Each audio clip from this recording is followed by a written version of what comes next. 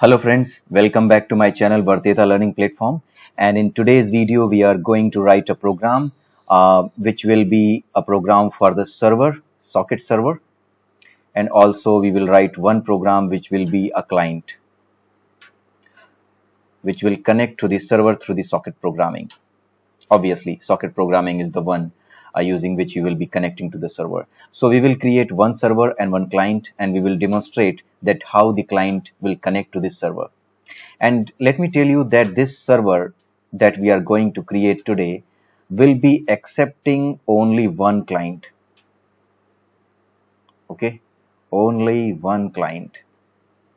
I'm going to create this program so that basic concepts can be consolidated here to create a socket server and a socket client. Okay, and there will be a client. Obviously, that client will be connecting to this server. Okay, so let's start with. So first of all, I'm going to start with this server program. So let me show you that how you can write a server program which will accept only one client. Okay, so let us create a new project. It can be a console project, console application. Go to next and choose a location on your system and give the name as socket server and just create it. Okay, so here remove all the other unnecessary stuff and let us first include the necessary files. Has include winshock.h.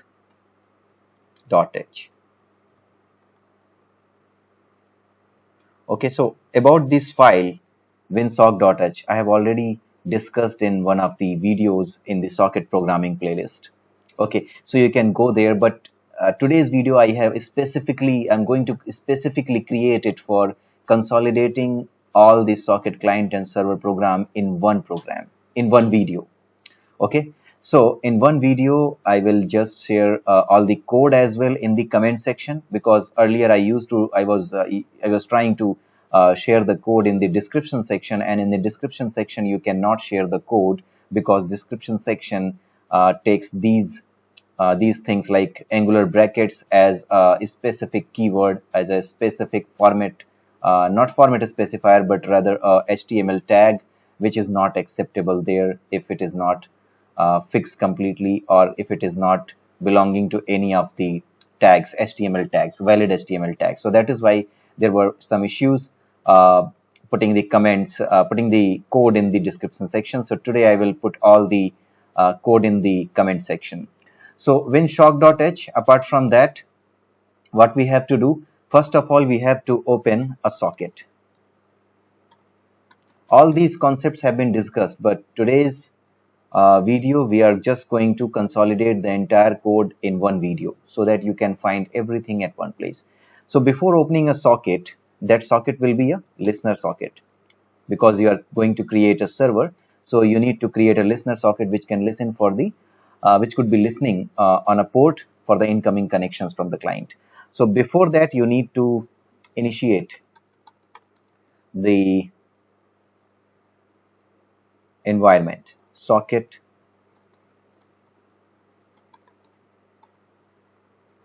environment.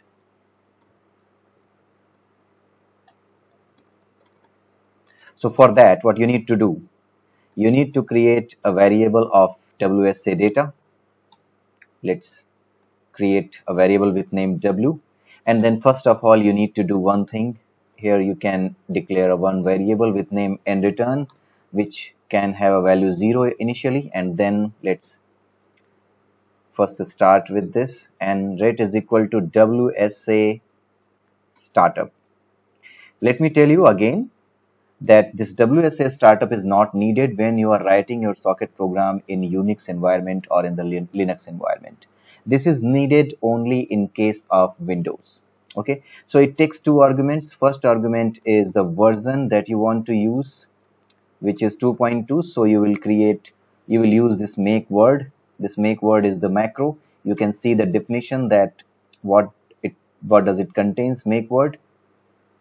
Okay, so you can deep dive into it and you can try to understand what what it is trying to say, what it is trying to achieve. Okay, so make word, and then you need to pass the address of w, that variable that you have created. Okay, now if n rate is smaller than 0, which means that WSA startup fails, then in that case you will simply write, you can simply write like /n cannot initialize socket library, okay, or socket environment, and then just return from here. Okay, then if it is true, which means greater than 0 or equal to 0, then in that case you will come to here. Now you can open a listener socket. So here you can just give n socket, which will be a listener socket. N socket is equal to socket, and then you need to give AF inet, which is the address family, and we have discussed this as well in the earlier videos of the socket programming playlist. So you can go there and you can learn about it from there.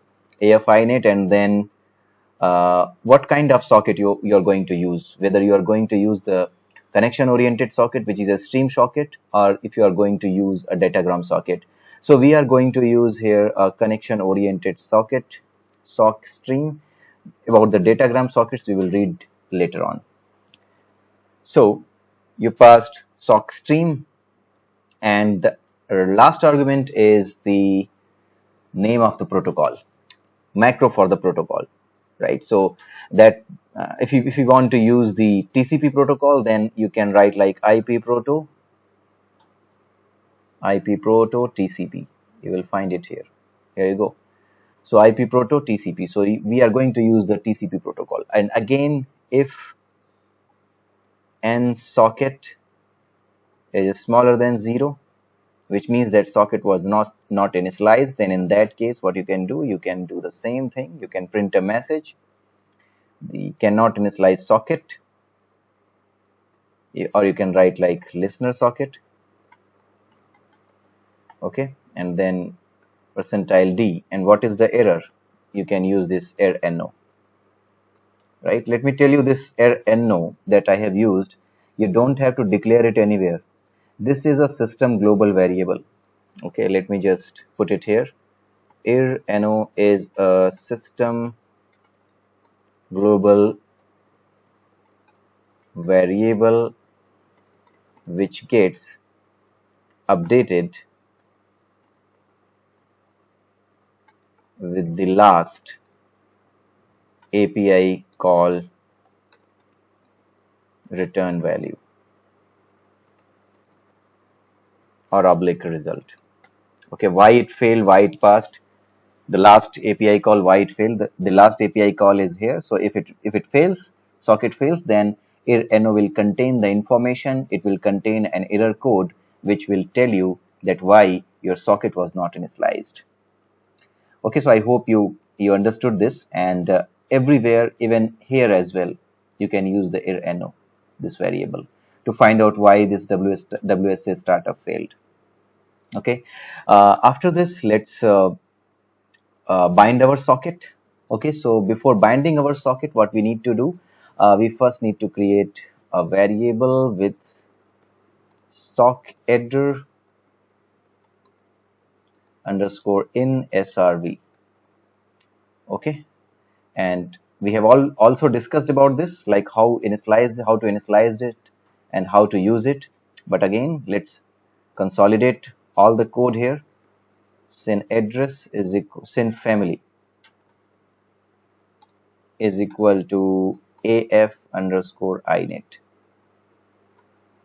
and then srv dot sin header dot s underscore address is equal to in header underscore any.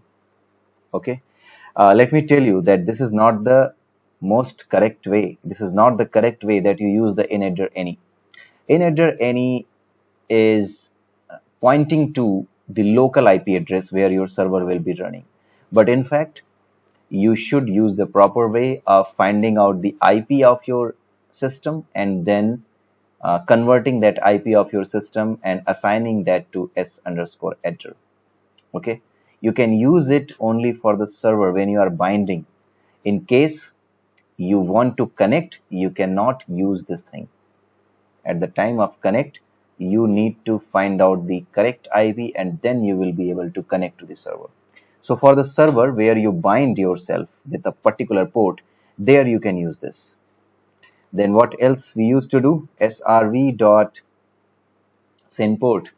So which port we are going to listen? So let's define that port. Let me define that port as hash define port is equal to port 19999 19,999.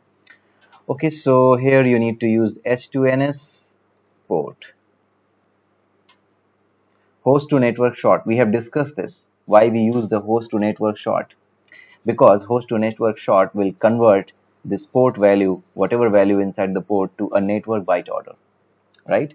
And because all this information is for the sockets which will be communicating over the network, and whatever we use over the network, that should always be in the network byte order. So we have discussed about the network byte order. If you are not aware about that byte order, then you can go to the videos of the playlist of the socket programming. I would suggest that you first go with all the videos of the socket programming playlist and then you come here for all the consolidated code in one program, in one video.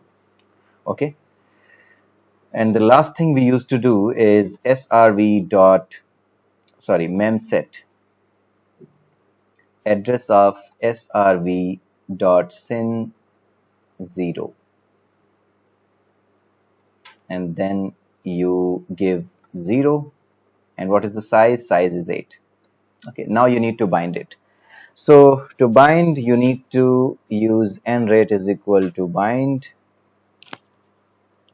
Here you can give your listener socket and socket, and then you can give, you need to typecast struct sock header asterisk and then address of srv and then size of srv. Okay, size of srv, because the last argument was asking for the length. Okay, so if nrate smaller than 0, again the same thing, then again you need to do the same thing here. You need to print it. Cannot bind at port. And what was the reason? No. This system global variable will tell you that what was the error, why you were not able to bind to your port. Then let's go to the next call, which is the listen. You need to, you have now binded to a particular port. You have now binded your application, your server, to a particular port, and now you have to start listening on this port. So you need to give this socket and socket, the listener socket ID, and the backlog, which means that how many requests it can listen from the clients at the same time. So since it's going to listen only one, so you can give 5, 6, anything, but it is going to listen only one, because we are going to create only single client server, okay, which will be handling a single client. So even if you give 5, it is going to accept one, and it can accept others as well. It's not like that. It can accept others as well, like up to 5 it can accept. If a new client comes, then it will accept it. But in that case, you need to maintain all the clients in various variables, in different variables. Every client you need to maintain somewhere. So that we will see in the next video, but in today's video we are focusing mainly on the single client and single server. So here you can put it like 5, but in our program it is going to use only one. It is going to listen for only one client. Okay, Again, do the same thing if n rate is smaller than 0, which means your listen also failed. Then in that case, you will do something like this. You need to put it here. Cannot listen at port. Again, the same thing, and you need to return from here. After you have started listening, then you are waiting now to accept the new connections from a new client. Okay, so what you can do, you need to declare one more variable, n client is equal to 0. Now write like n client is equal to accept. Okay, why I have taken a new client? Because the thing is that when you accept a new connection from the client, then you accept it from the listener socket. I'm giving here listener socket. Okay. Through the listener socket, I am listening to the port for any new incoming connection. But when that connection is accepted, then after getting that connection, you need to communicate with the client through a new socket, which will be this n client socket, right? So let me just explain it again. So suppose you have one listener socket. This was waiting for the client. This was client, this was waiting for the client. This listener socket is always waiting for the incoming client connection. This cannot be used. This cannot be used for communication with the clients. Pardon my my writing here. Cannot be used for communication, only for listening to the new client connection. But when you call accept, you use the listener socket. Once you receive a new connection and it is successfully received, which means a new connection has been established successfully, then you will get a new client, a new socket, which will come into this client. And if you want to communicate to the client, then you must need to use this client socket, this new socket, for sending and receiving the information that you need to remember. Okay, sending and receiving information, you need to use this socket only, this new socket.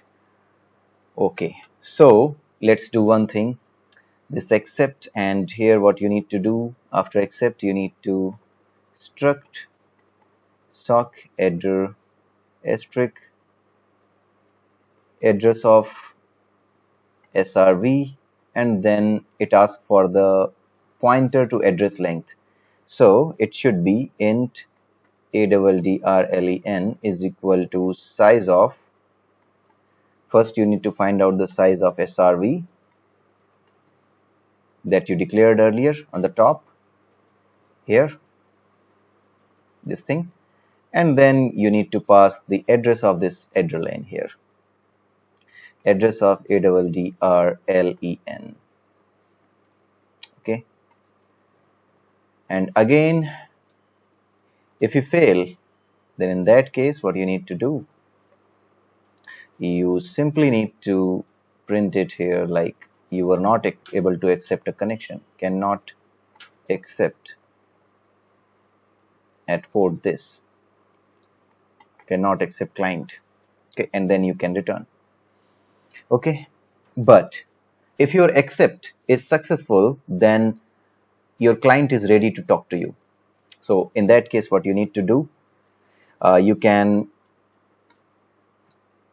inside a while loop, you can keep running and keep getting the message from the client, while one, and you need to do like recv receive. Before that you need to declare a buffer here, char s buff. Suppose the length is maximum number of bytes that can read is 1024. Okay, now I'm going to receive it. recv n socket, no, and not n socket, n client,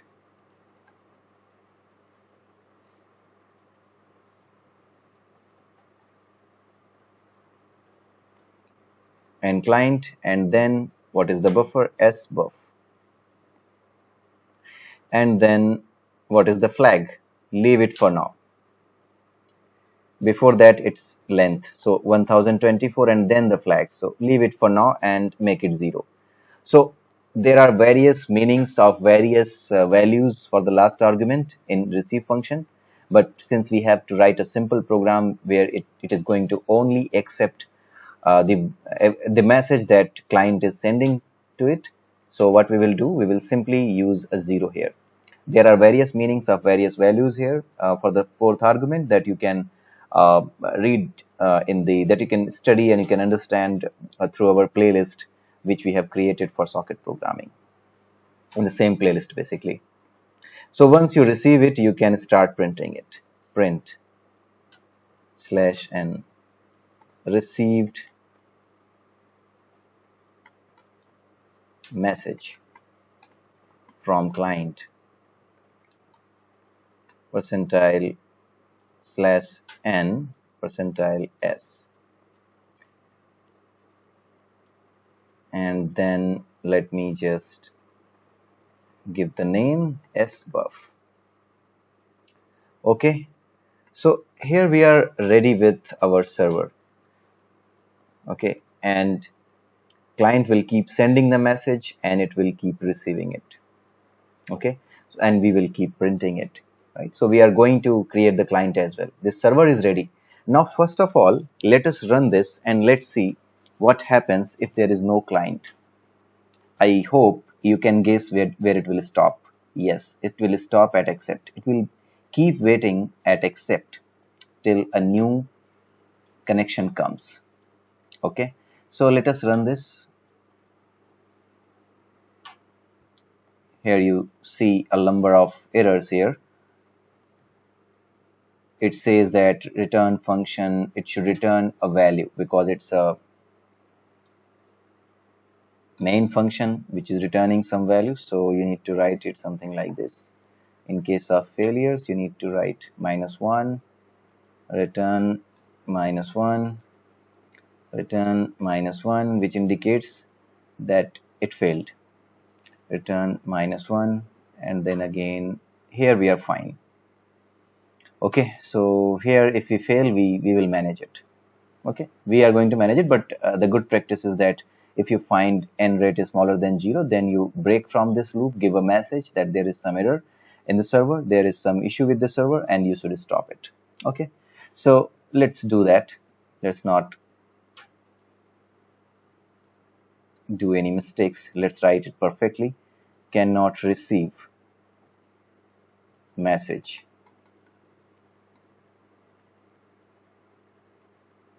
And what is the error? Using the error, and no, this will be clear. Now let's run it, build it again. Once you again build it, then you will be able to see that it is complaining about the accept, bind, h2ns, and every function that you have used for the socket, because it is not able to get the definition of the functions that we have used, like listen, bind, and socket, all the APIs for the socket programming, whatever we have used, it is not able to find those definitions. So how it will find? Just go to here and just edit it and just write like wsock32.lib. This is the name of the library for the socket. Okay, so just do this, apply, okay, and now compile it, build it, and you will be able to see that it is successfully built. Now let's see using the debug. So let's start with the step over. So it will go to the first and then it will go to the next F10. You can see that n rate it passed, n socket it passed, right? You can see that we have started, we have initialized it, and again the bind, it has passed. It goes to listen, it passed. It has called the accept function, Now it will stuck here. Why it will stuck here? Because there is no client at the other side. So till a client comes, this accept function will keep waiting, or you can say like it will keep blocking it here. And that is why we don't write such kind of code when we are writing the code for a server which will accept or which will handle a number of clients. Because you can see that as soon as it reaches to accept, it is stuck. It is in a mode of blocking socket, right? It blocks everything. So it will not move ahead until the very first client comes. So that is why it's not a good practice, right? So there are better approaches for the multi-client servers. So today we are just studying about the single client server, single client handling server. So this is fine for us. Now let us write one more application which will be a client, socket client. Okay, so let's open Visual Studio 2019 and let us create a server's client, a socket client. So create a new project.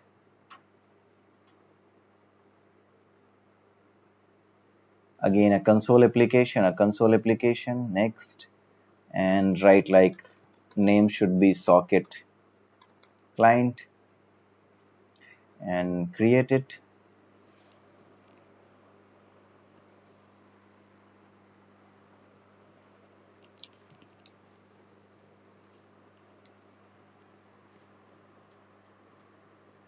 Okay, so this new window has opened. So most of the code initially you can copy from here. Like these two things, the port will be same again because client will be connecting to the same port where the server is running, right? So not an issue. Hash include winshock.h. Before that you need to write like hash include stdio.h, and then just remove all this garbage, and then you can copy a few more things. Like these things are very much necessary, so till the socket get initialized, all that code you can copy. Okay, so let's copy and paste that. Okay, so that is fine. Now we have to connect.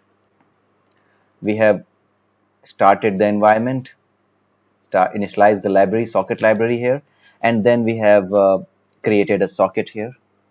And this socket is not going to be a listener socket. Remember that a socket becomes a listener socket when you call the bind system call.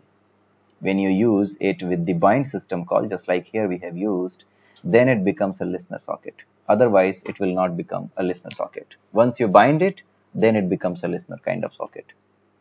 So in the client, we are not going to bind it, we are going to connect it. So let us see what are the arguments for the connect. So here you go. It takes 3 arguments.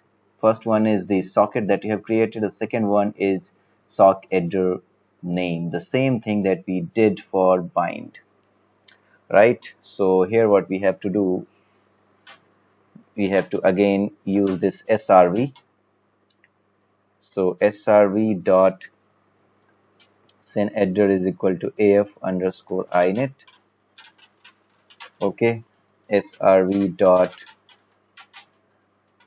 sorry, not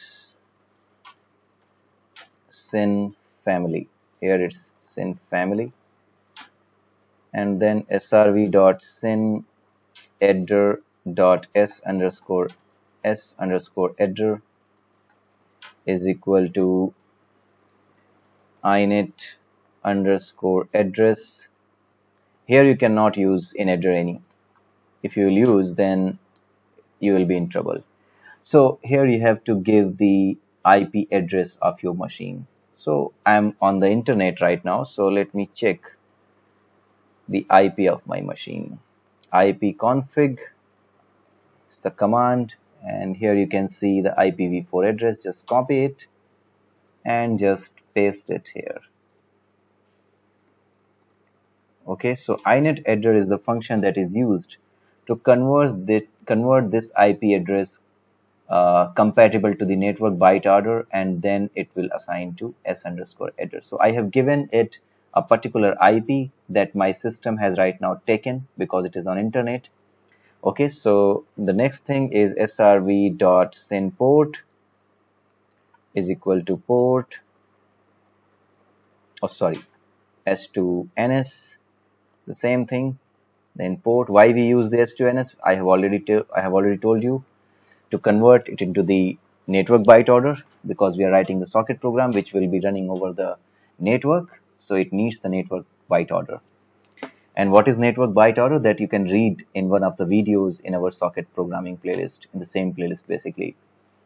Memset can do this, and here you need to write like srv dot send 0 and then 0, and then what is the length? 8. Okay, so now we are ready to connect. So write like n rate is equal to connect. Okay, so my socket is going to connect struct sock addr asterisk and address of srv and then size of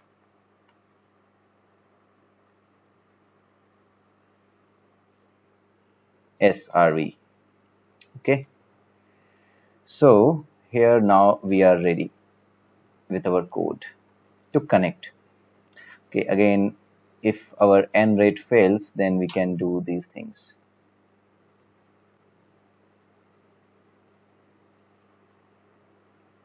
If n rate is smaller than 0, then simply do like this, cannot connect to server. Simple. But if you are able to connect to the server, keep sending messages. Okay, so we will be sending the messages over a certain time period inside a loop. So let me just make it sleep. I will sleep for 1 second, or you can say like 2 seconds will be the better time period.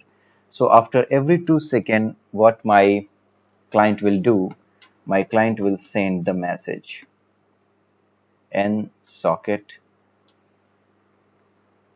and what it will send, it will send the buffer. I can say like every time I'm going to send every time the same message, my name Vikash Kumar. Okay, you can basically, to make it more interactive, what we can do, we can have like char s buff of 1024 characters. Okay, and then what we can do, we can write like printf /n what message you want to send, then /n you will write the message. So it will be like fgetS. Why I'm using fgetS? So that I don't breach the limit of my buffer size. sbuff, and then what is the maximum count? 1020, rather than it should be 1023, so that one space is reserved for the null character. And what is the stream? The stream is stdin, your standard input device that you are using. Okay, so fgetS, that need to be done, and then here you need to pass sbuff. Okay, send sbuff, and then length, maximum length is 1023, and then flags, basically it should be size of, or you can say the strlen sbuff.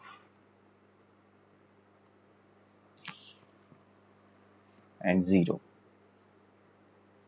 Okay, so it will keep sending every second, every 2 seconds. Okay, so rather than using fgetus, you can use fgetus. Okay, let me see if it compiles. If it compiles, then we are not in any issue, we are not in any problem. Okay, so L value, so here what it is doing, okay, since 0 you need to close it here. Then let us build it again. Okay, where is the syntax error? Okay, here is the syntax error. Let us build it again, and now it will give you the linking errors. Okay, so now we are fine, because linking error we can fix. We need to do one thing here in the linker, in the general section, in the input section, sorry. Here I have to mention the name of the socket library, which is wsock32.lib. Okay, so apply and okay. Now if you will build it, it will be built. Okay, now let's see what happens to our client. If I run it, debug it, F10, and let's see when my server is not running. As of now, my server is not running. So let's see what will happen. My server is not running. I am keep moving ahead. Till the time I open a socket, it is fine. Till the time initialize it, it's fine. And then I do nret. Then I will see that nret has came as -1, which means that it failed. Why it failed? Because there is no server at the other end which is running at this particular port. Okay, and the port number is 19,999. So that is why it failed. So it will give me the message, it will simply close. Okay, now what we need to do, we need to run this server, and the server will wait at here, accept. So let me run it, and it will keep running here at the accept. So let me do one thing. To see the things happening, let me put a breakpoint here. Okay, so new breakpoint. Toggle breakpoint. Okay, so here I have placed a toggle breakpoint. Okay, so let's run it. You can see that our control will not reach here at the breakpoint because my program, my server is waiting here at accept. Okay, so let's keep running this server. This server is running. Now let's run our client. We will run our client using the step over. Okay, so here you go.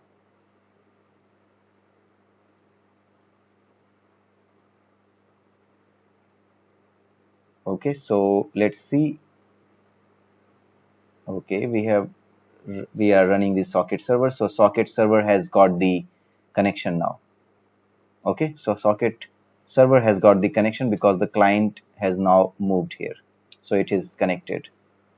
So now it will come here.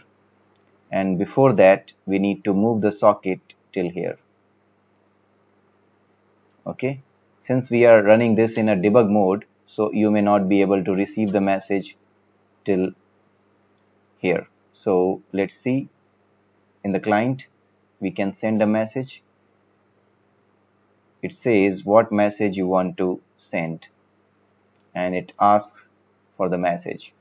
So I am going to write my name, Vikash, and then press enter. Then it is going to send it. Once it sends it, then here at the receive I have got the message which was Vikash, right? So which means that the length is 7. Vikash, 6 plus 1, the null character, 7 characters I have received here. So this I can print at the server side. Here you go, at the server side, received message from client. You can see here, right?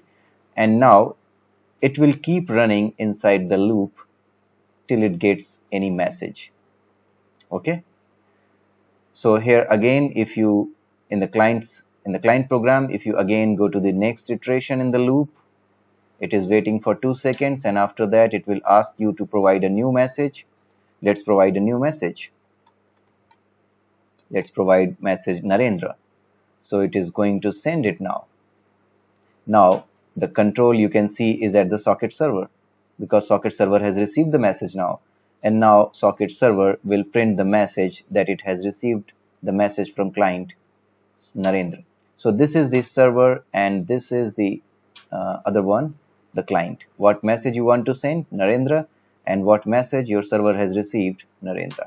So this is how your single client and single client handling server program is running, right? So without breakpoint, let's run it. Let's close at both the ends. Let me close the client as well. So client as well closed. Now let's run client and server without using the breakpoint. Let's run this. So I'm starting the server. Server is started, and now I'm going to start the client, and from the client I will keep sending the messages. So my client will be connected and it will ask me what message you want to send. So it's like I'm doing a chat with the server, Vikash Shakya. And now if you go to the server, you will be able to see received message from client. And at the server client end, you can see what message you want to send. I have sent this message, Vikash Shakya, and at the server end, it has received the message. And now it is again asking me what message you want to send. So let me send the other message, Mahatma Gandhi. Okay, so it came here. You can see like AKYA it came. So this we can fix easily because this AKYA was not yet erased. So what you can do to fix it, you can simply come here at the server side, and whenever you receive a new message at the server end, this is the server code. So whenever you receive a new message at the server end, before receiving the message, what you can do, you can simply memset your buffer. You can clean your buffer basically. So sbuff, and then you can provide the value 0, and what is the size, 1024. That's it. And now if you will run, then you will not be able to see that issue. Okay, so I have started the server. Now I'm going to start the client. And client will ask me what message you want to send. So I'm again sending Vikash Shakya. And my server will receive this. Now from the client, I will send another message, Mahatma Gandhi.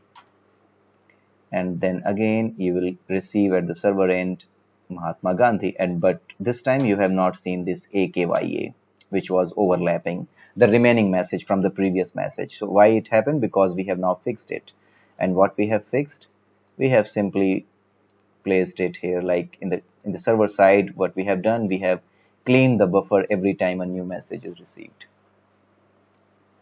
Okay, so that's it guys for the client and server programs, and I will provide you the code for both the client and server in the comment section. Please go to the comment section. In the description section you will not find it. Okay, so have a nice day, and keep learning, keep sharing my videos, like my channel, like my video, subscribe my channel, and share my videos with your friends so that it can reach to the maximum people and we can create a good community where we are learning the programming basics. Okay, so have a nice day and bye bye. We'll meet soon again in the next video.